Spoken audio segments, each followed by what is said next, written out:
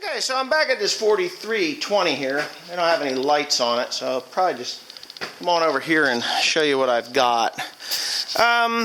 As you know, I spun two main bearings, and that would be the fourth and the fifth bearing, but the first three and the last two were fine. Unfortunately, it actually spun the one bearing, the bearing with the thrust washers on, which is number 5. So I ended up purchasing new thrust washers, and as you can see, there's really not that much wear on these thrust washers. Now, these thrust washers go, when you insert them, there's only 3, which kind of was a bit of a surprise to me. I didn't realize that they only used 3. I thought they put 4 in there. You know, 2 for the front, 2 for the rear. Well, naturally, the engine wants to drift to the back. The crankshaft will want to drift to the back. So, that's why you only have 1 thrust washer on the front side of that bearing. Anyway, now, a lot of you guys are like, oh, okay, so what's your trick? One guy wrote in, he said, what did he write? Wooden blocks for bearings and leather. Well, that's not even close, but I've done that before, but not on engines. I would never do that to engines, but I did hear of a guy taking leather and putting it in for a main bearing, and it does last for a while, but not forever. So anyways, what you do, if your spin on your bearings is not too severe, and I do suggest you use the Plasti-Gauge, okay?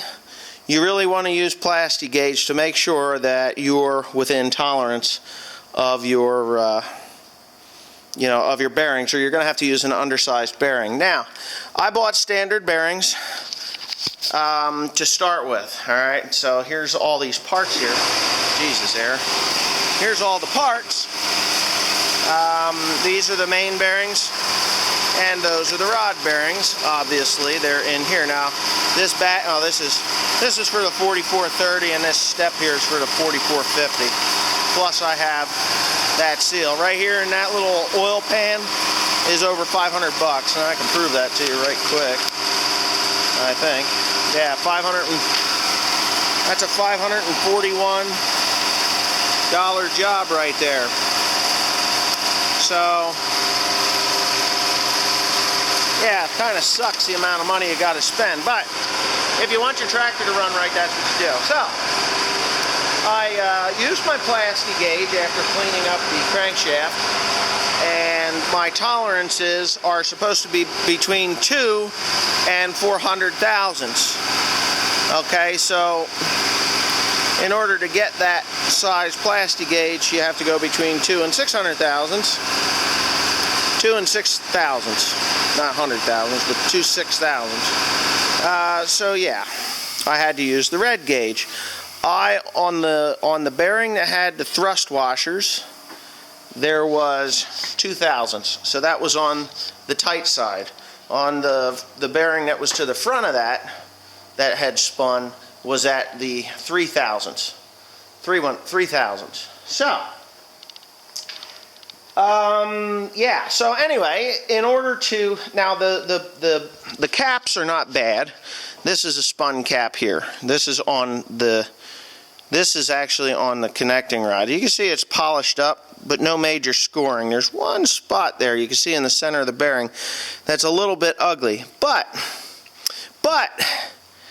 it specs. I didn't spec this one out yet, but I've specced out those the main bearings. I will spec out that number 3 there when I go to put it in. The Plasti-Gauge on the other rod bearings are perfect. They're within 3 thousandths, so that's perfect. I mean, I was quite shocked myself. But if you look underneath the crankshaft, it is clean and clear. There's no scores on the shaft at all. It just is like when that filter plugged up, it just grabbed, spun a little bit. I probably spun them more when I drove it from the other building and parked it in here than I ever would. Now, the trick to holding those sleeves in place is actually right here. You can use Permatex sleeve retainer. Alright, so this is the trick to hold it all together. You have to have 400 degrees Fahrenheit. Your engine will never exceed 230 degrees Even if it hits 300 degrees, that stuff will not release. And it's meant for engines. You see the block? So I'm going to give you the quick tip right here on an old bearing. When you go to put that sleeve retainer in, you don't want to use much. Less is more in this application. So what you'll do is right here at the tip of my thumb there where that black stops, you have to clean those caps up perfect. You put a dab on the bearing behind the where that locking notch is. You can see that notch there. You put that dab of that stuff there, and I'm telling you, just a smidgen. And then you spin that bearing up and around. You spin that bearing up and around on the top side on the block, and you won't even see any of that retainer come out. Now, the thing with that is when you put the cap on, you do the same thing on the cap. And I'll show you here where you want to put that. On the cap is a small dab in the center, and again, right there. You want to, on the bearing, before you put the bearing in, you want to put it behind that little channel there. The reason being is gravity is going to do its thing. When you squeeze this up against the upper bearing, that retaining stuff is it has to go someplace. So what it's going to do is it's going to look for the point of least resistance, and that is going to be that nice little lock right there, that little groove. So what will happen is that retaining locker is going to settle right down into that channel, and when it cures, it's going to hold that bearing in place. Now, when you go to take this thing apart in God knows how many years, it's still going to be locked in there. So you're probably never even going to mess with it. But if you do have to do this again, you pop the cap, and then you just get it does come out. It just takes up that space so that there's no room to move. Now, I'm telling you, this engine didn't screw up bad at all. The plasti gauge worked perfectly up and underneath there. I think I can show you. Let's see. I can show you real quick underneath. Let's go. Yeah. You see it? Right there? There's some scoring on this part of the crankshaft, but it's smooth. It's just some mild. You can't really see it, but you can see that mark of plasti gauge. That is at the 2,000ths on this one, or 3,000ths on this one. That might be 2,000ths. You know what? I'm telling you, that might even be 2,000. But it's definitely 2,000ths on the back one. And as you can see on the connecting rod, this is the spun connecting rod one there, the number 3 that I'm pointing at right now. And that one there is going to have to be, I'm going to plasti gauge that, but I want to get all the mains back in. But these, they're good. They're all good. The journals are fine. No major scoring. This one's got some ugliness to it, but nothing that I'm worrying about.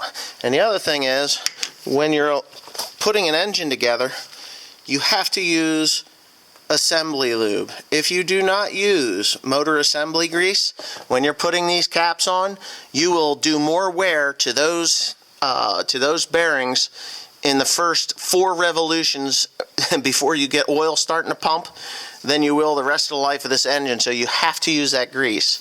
So I have my book for this engine. In order to do the plasti gauge, you have to torque these to 150 pounds, but I'm going to have to go back and get the book back out again and take a sneak peek at it and see if it's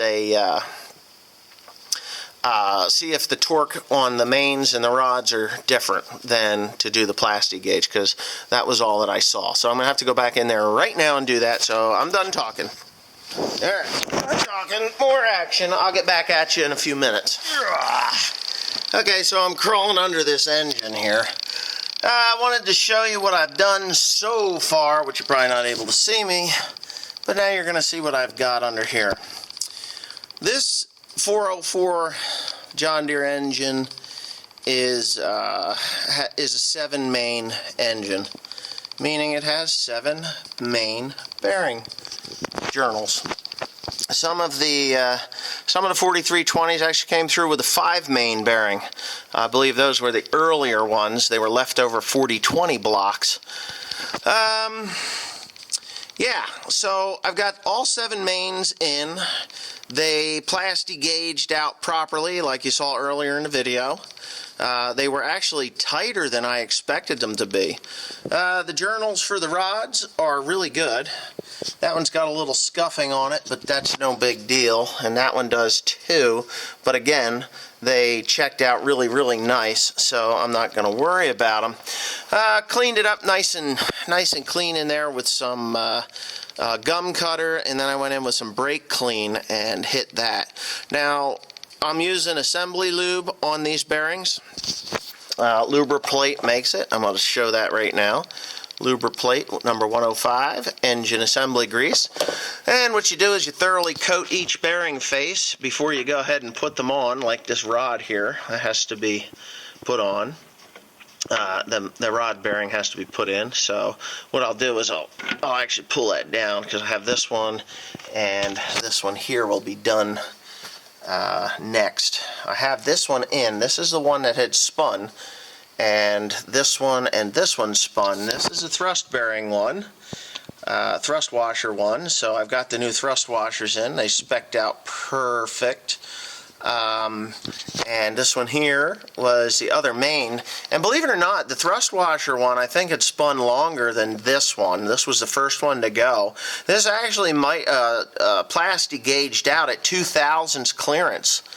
I was surprised, because that's where it should be, and these are standard bearings, and this one here was at 3/1000 out. So they were supposed to be, you know, normal tolerances between 1/4 thousandths, 1.0014 thousandths, and between 0.0047 thousandths on these. That would be within tolerance.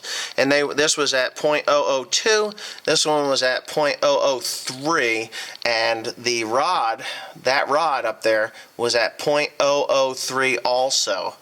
So I'm pleased. I think that the engine's going to go back together. I'm going to do some more cleaning up in here. There's some crusty stuff up in there. It actually, you know, I don't want to say this, but I think somebody sabotaged me on this engine. The reason I say I think somebody sabotaged me on this engine is pretty simple, clean, and clear.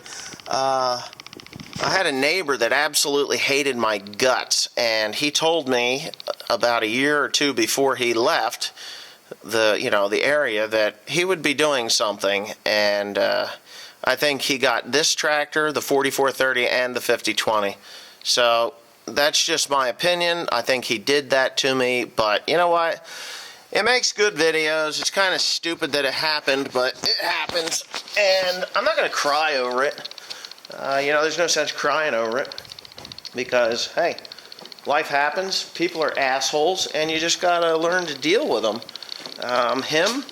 He can go pound sand for all I care. He's in his happy hellhole of a life now too. But anyway, yeah, more update on the 6200. I'm doing these simultaneously. So there's the transmission, and here's the ass end. So yeah, I'll be splitting this video up. So what I'm going to do is say goodnight for now. Thanks for watching. Please comment, rate, and subscribe.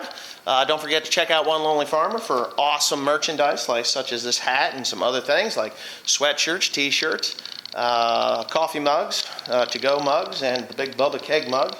So yeah, thanks for watching.